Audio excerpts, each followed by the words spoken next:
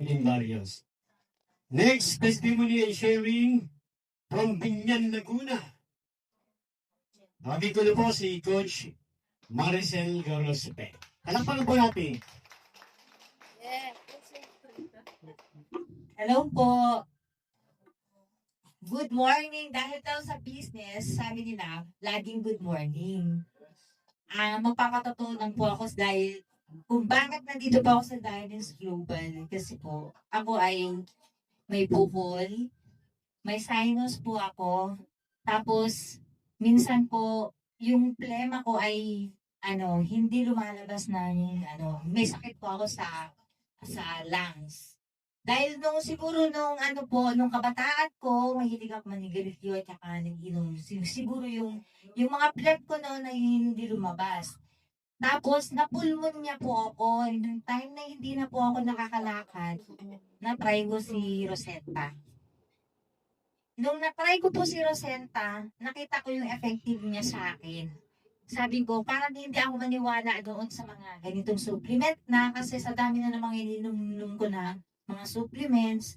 Pero ito si Rosenta po kasi, trinay ko. Wala naman kasing mawawala sa akin kung hindi ko try kasi gusto ko pang mabuhay. Nag-try po ako.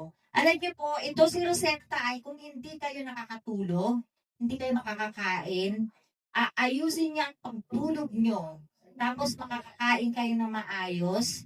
Isa pa po, pag kayo ay stress na, parang ito ay ipapahinga nyo lang. Pag natulog kayo, yayain niya kayo matulog kayo kasi priceless po yun. Mahirap kasi kunin ng tulog ng isang tao.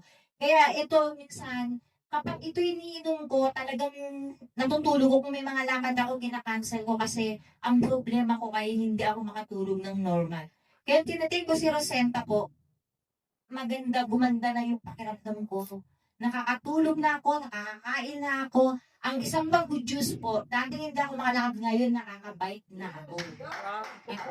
Malayo na po nakabike ko mula Alabang sa Santa Rosa, nakakabike na ako ng diretso. At saka sabi ko kay God, kung ito ay maganda para sa akin, bigyan ko sign na ako ay makatulong sa mga kapwa ko may sakit. Para naman, hindi kailangan gumastos ng malaki sa ospital. Kung dito pa lang po sa Rosenta ay gagaling na kayo, hindi nyo na kailangan pumunta pa sa ospital. Prevention is better than cure. Yun lang. Kasi po, ito ay maganda para sa akin. Kaya pagsasabi ko sa mga katulad ko may sakit, kasalanan ko kung hindi ko i-share.